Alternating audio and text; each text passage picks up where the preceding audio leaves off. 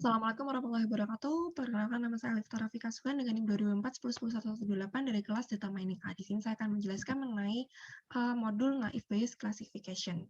Oke, selanjutnya saya akan menampilkan modulnya atau soalnya. Nah, di sini tuh tugasnya kita akan melakukan beberapa hal atau langkah untuk melakukan klasifikasi Naive Bayes pada dataset ADUL CSV. Nah, di sini kita diminta melakukan data pre-processing, modeling, dan perhitungan manual. Di sini kita tidak boleh menggunakan codingan seperti itu. Langsung saja ke codingannya. Jadi di sini seperti biasa sebelum kita memulai untuk melakukan pengolahan data pada ADUL, di sini kita harus mengimport lebih dahulu beberapa library-nya. Oke, yang pertama kita melakukan data pre-processing. Nah, data pre-processing ini apa sih? Data pre-processing ini merupakan sebuah data atau proses di mana kita mengolah data mentah menjadi data yang bisa lebih untuk diolah lagi. Jadi data mentah yang dapat kita olah lagi supaya lebih mudah untuk diolah, seperti itulah intinya. Yang pertama diminta untuk meng-load dataset ADUL dan buang feature yang tidak dibutuhkan setelah didapatkan dataset.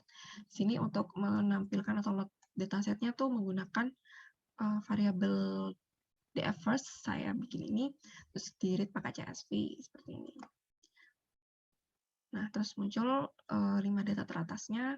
Nah, kemudian kita diminta untuk membuang feature yang tidak dibutuhkan. Nah, di sini feature yang tidak dibutuhkan tuh ada work class, ada FNLG, education, occupation, race, relationship, capital gain, capital loss, native country. Nah, sehingga menyisakan feature age, education name, marital status, gender, hour per week, dan income. Sini kita jalankan. Nah, untuk menghilangkan feature yang tidak perlu, kita menggunakan drop. Ini. Sehingga menghasilkan tabel baru seperti ini. Nah, selanjutnya batasi dataset hanya memiliki umur 25-40. Oke, nah di sini kita menggunakan variabel baru yaitu df. Diambil dari dfs yang tadi udah kita buat di sini. Terus kita pilih kolomnya yang dimintakan umur, berarti kita ambil age yang diminta 25 sampai 40, berarti kurang lebih dari sama dengan 25 dan kurang dari sama dengan 40. Nah, kita coba tampilkan.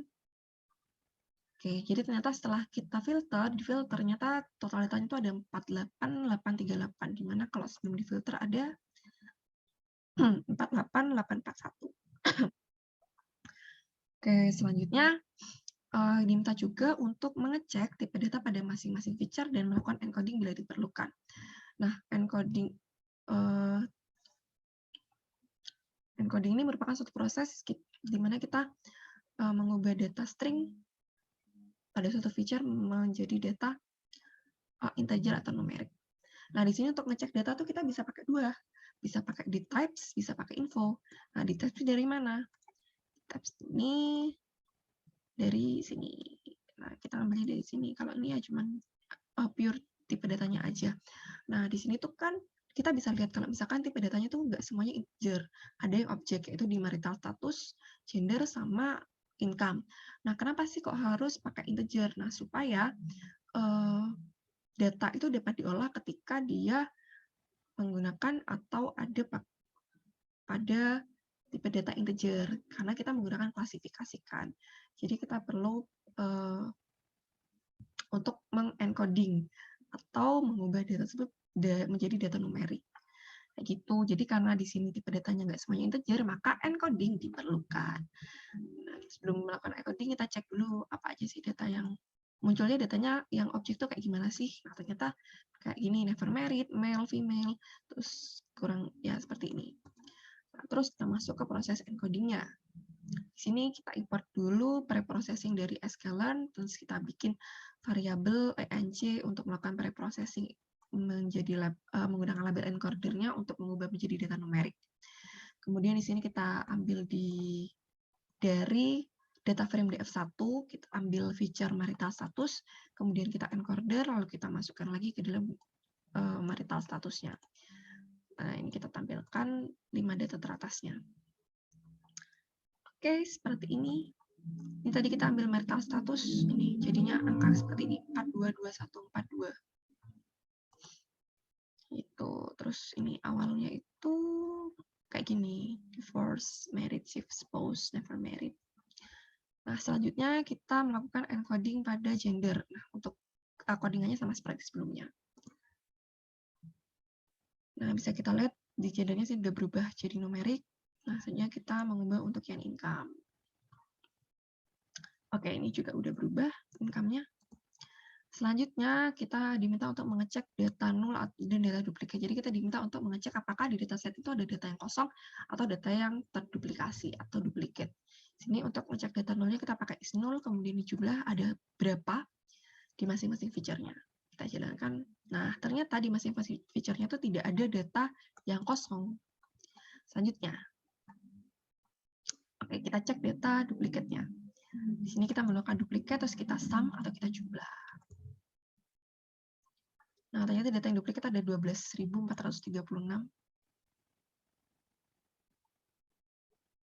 Oke, ini agak lama ya.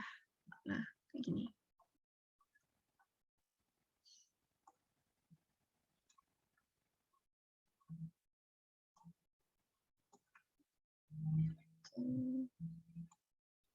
Nah, ini jumlah data yang diduplikat itu ada 12.436. Selanjutnya, karena tadi ada data yang duplikat, maka kita harus menghandling data duplikat. Jika diperlukan, yang diperlukan ternyata yang duplikat, yang handling missing value nggak ada, tidak diperlukan. Caranya gimana? Yaitu drop duplicates-nya. Kita masukkan ke variabel baru new df data frame. Kemudian di jumlah data yang duplikat ini kita cek. Oke. Jadi ini udah dicek dan ternyata data yang duplikat 0. Terus awalnya itu datanya ada berapa sih? Datanya itu ada, bentar, cek. Kalau tidak salah itu 48838. Nah, ternyata setelah dihapus datanya menjadi 48837. Seperti itu. Nah, selanjutnya cek data outlier dengan visualisasikan pada box plot pada masing-masing feature. Nah, kita cek dulu nih di masing-masing feature-nya menggunakan box plot. Ini pakai SNS box plot, terus sini X-nya itu new df pakai yang tadi udah dihilangkan data duplikatnya. Terus kita masukkan feature yang pertama tuh H, terus di show. Kita terapkan ke semua feature. Di sini ada marital status, terus juga ada gender. Nah, kita bahas yang 3 awal ini dulu ya. Dari 3 awal ini tuh tidak ada data outlier-nya. Kita lanjutkan di sini. Saya menggunakan bentuk yang berbeda untuk menampilkan box plot-nya. Jadi sini menggunakan subplot. Selanjutnya kita menampilkan feature-nya educational 6, menampilkan hour per week, sama income. Kita cek. Oke, ternyata di sini tuh udah untuk educational 6 sama hour per week itu ada data outlier-nya. Kenapa income ini tidak saya sebutkan? Karena income ini tuh datanya udah 0 sampai dengan 1, sedangkan data outlier tuh yang datanya tuh lebih daripada 1 kayak gitu. Jadi itu udah bukan termasuk data outlier lagi. Jadi tidak bisa dikatakan dia merupakan data outlier seperti itu. Ada income. Nah, selanjutnya karena ada outlier, maka handling outlier itu diperlukan. Kita menggunakan apa? Kita menggunakan kuartil. Oke, jadi untuk data outlier yang ada di sebelah kanan, itu kita menggunakan kuartil 3. Dan jika data outlier yang di sebelah kiri, kita menggunakan kuartil 1. Yang pertama nih, kita melakukan handling outlier pada educational 6, kita pakai yang kuartil ketiga. Jadi di sini kita buat variabel Q1 dan Q3 untuk menampung kuartilnya. Sini menggunakan ini kuartil 1. Kuartil 1 kita menggunakan 25, 75 itu yang ketiga. Terus di sini kuartil itu kan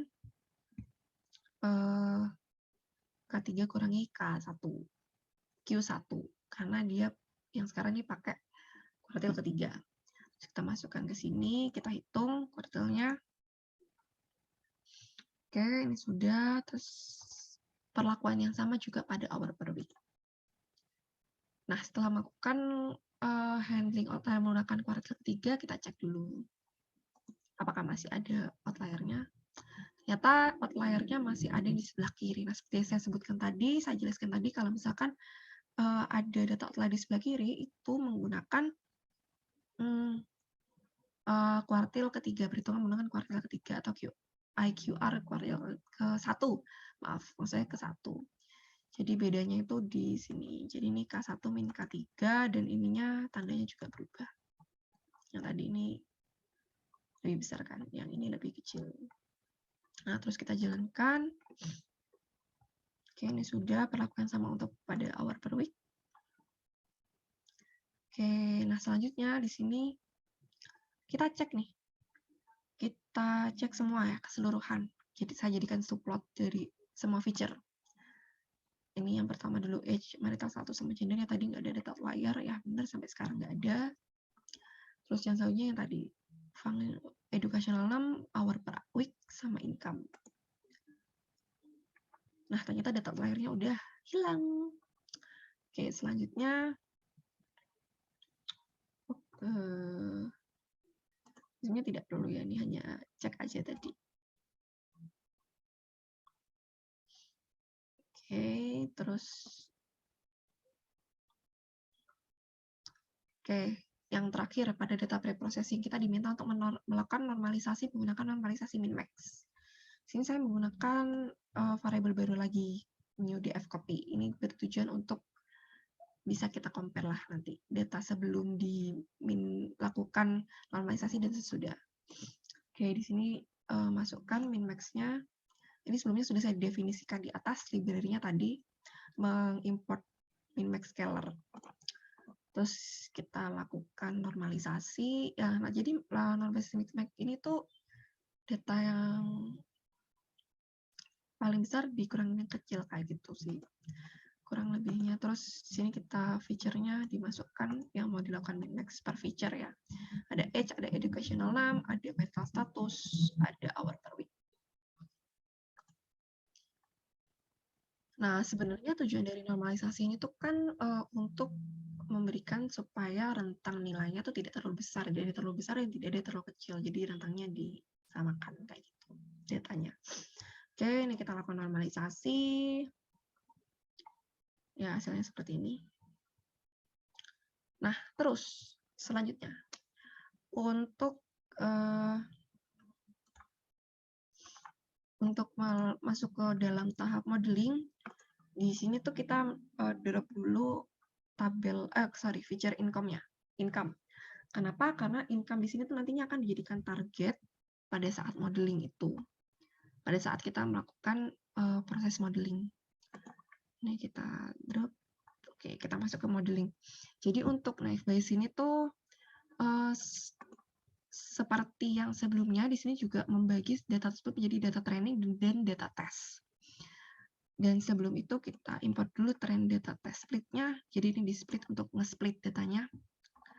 Dari ini, di import dari sklearn model selection, terus di split. Nah, ini kita pilih. Di F3-nya ini sebagai targetnya, terus ini targetnya juga nih.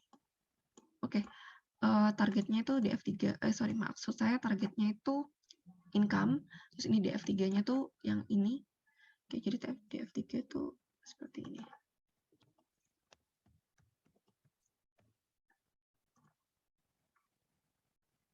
Nah, ini tanpa ada income. Jadi income-nya dibuat target. Di sebelahnya terus test size-nya itu tadi diminta untuk menggunakan data tes itu, data test size-nya itu 20%, 25%, dan 30%. Oke, selanjutnya ini disesuaikan, berarti kalau 20% ya pakai 0,2, kalau 25% ya 0,25, kalau 30% ya 0,3. Ini terus kita run. Nah, hasilnya seperti ini. Oke, jadi ini akan menampilkan hasil skor akurasinya. Oke, selanjutnya akan masuk pada soal yang kedua atau proses yang kedua, yaitu diminta untuk melakukan perhitungan manual pada data set dummy jodoh naif bias dataset XLX. Oke, jadi ini melakukan modeling secara manual ya. Ini ada 2 soal. Langsung masuk. Oke, jadi untuk melakukan modeling secara manual ini kita perlu mengenalkan beberapa hal atau beberapa ketentuan. Jadi di sini ada yang namanya probabilitas prior dan probabilitas posterior. Nah, jadi kalau probabilitas prior ini tuh menghitung probabilitas yang ada pada satu kelas saja. Sedangkan kalau misalkan probabilitas prior itu maksud saya probabilitas posterior itu kita menghitung probabilitas di antar kelas juga. Kayak gitu. Jadi contohnya gimana sih? Nah, contohnya itu nih. Masuk ya. Ini, jadi kita menghitung yang ada di ini saja. Nah, kayak gini, kayak keputusan nih.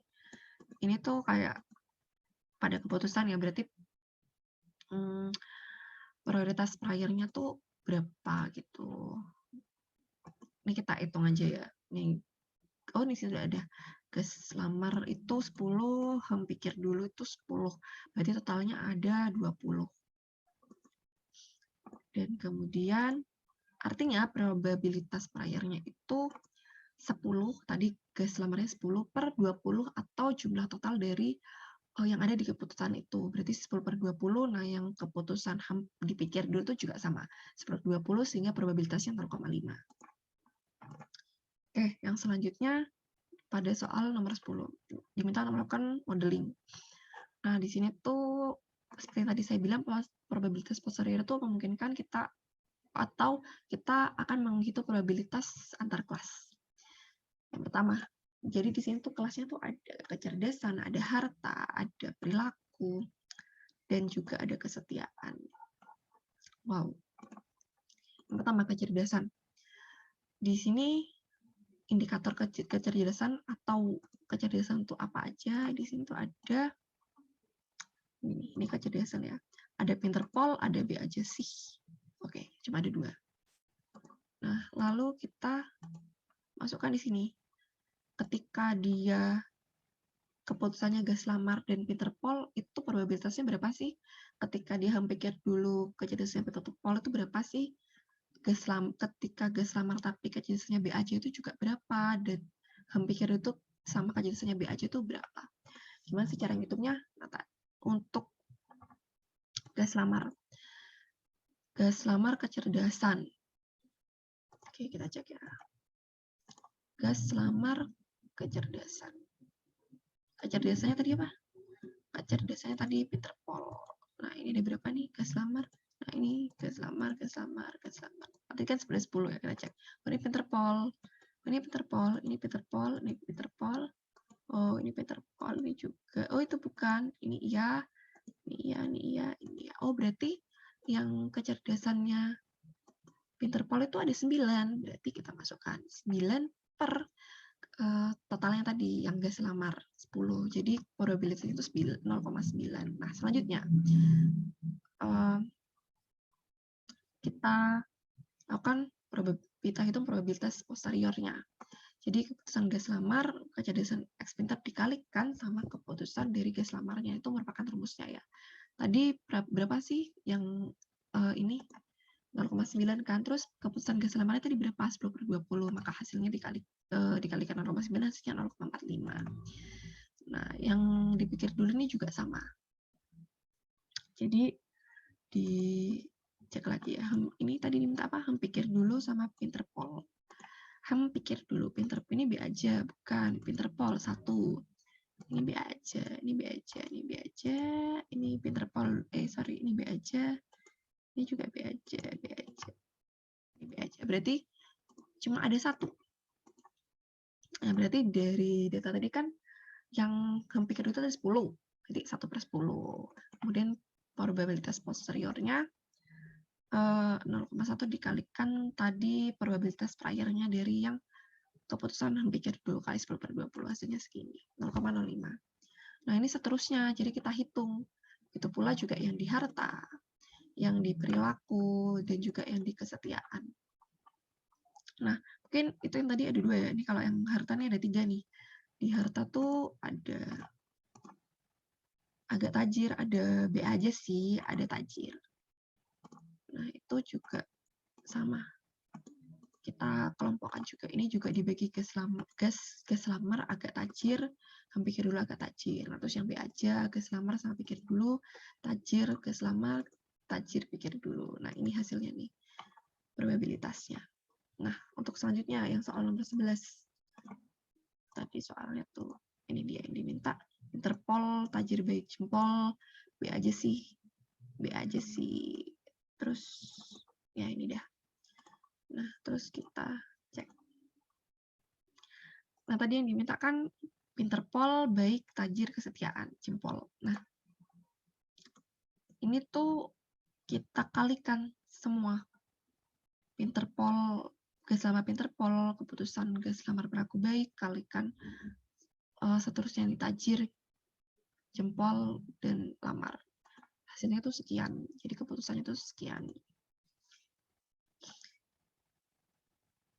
Nah, kayak gini.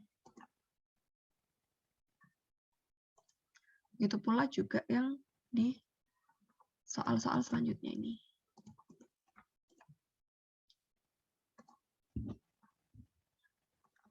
Jadi di sini perilakunya B aja, B aja, B aja, B aja. Nanti keputusannya tuh bakal gas lamar.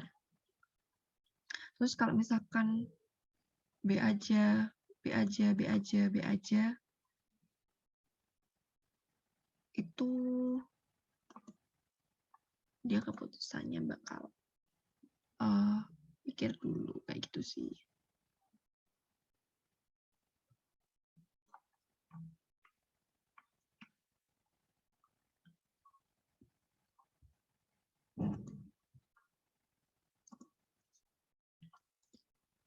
Ini mungkin saya ulang atas ya. Jadi ini karena kalau misalkan jenisnya Interpol, baik, tajir, jempol, itu bakal misalnya gas lamar. Tapi kalau misalkan yang ini yang terakhir ya, dia jenisnya B aja, berlakunya toksik, agak tajir, terus kayaknya B aja. Kita bisa lihat di sini tuh dari hasilnya itu lebih besar yang ini, berarti dia keputusannya adalah pikir dulu, kayak gitu. Kurang lebihnya sekian untuk modul kali ini.